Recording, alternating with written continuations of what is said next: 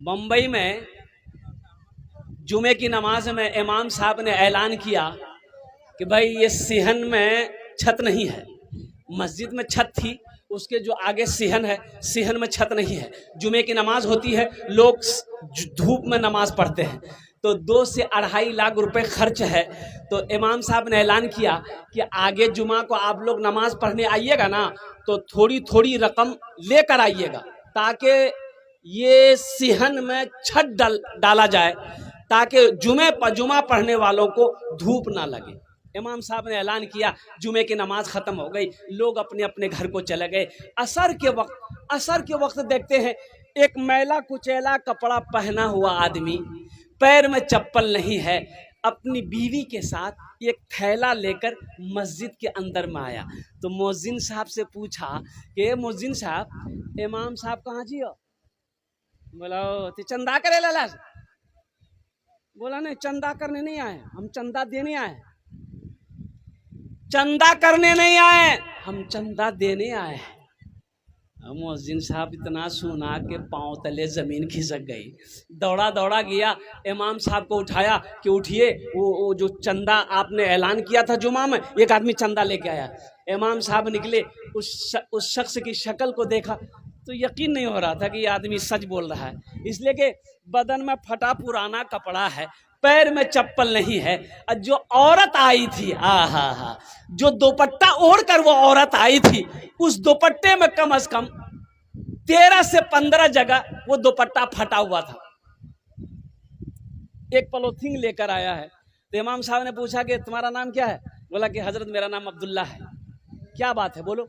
बोला कि आपके पीछे हम हर जुमा पढ़ते हैं हजरत, आप जुमा में ऐलान किए थे ना कि 2 से 2.5 लाख रुपए की ज़रूरत है, तो हजरत हम वो लेकर आए हैं, इसे आप कबूल कर लीजिए। क्योंकि तुम्हारा घर कहाँ है? बोला हजरत मेरा घर कहाँ, हम तो गरीब आदमी हैं, ये रोड जो कि हाट का जो नेशनल हाईवे है, वही हाईवे पे साइड में जगह खाली है, वही झोपड़ी लगा के रहते हैं।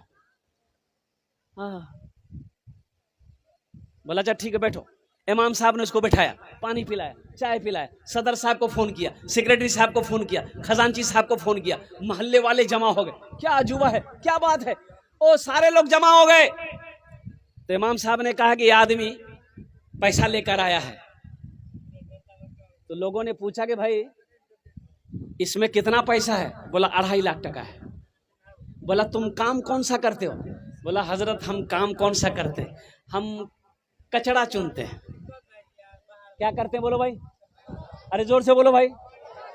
कचड़ा चुनते हैं, प्लास्टिक, बोतल, कागज, शीशा का बर्तन, ये लकड़ी फकड़ी जो भी मिलता है उसको चुनते हैं, बेचते हैं। हम भी वही करते हैं। मेरी बीवी है, ये भी कचरा चुनती है, मेरा 2 बच्चा है, वो भी कचरा चुनता है। फिर ये पैसा आया कहाँ से? बोला कि हजरत हम लोग रोजाना थोड़ा थोड़ा पैसा जमा करते थे, तो सोचे कुछ रकम हो जाएगी तो ये घर बना लेंगे।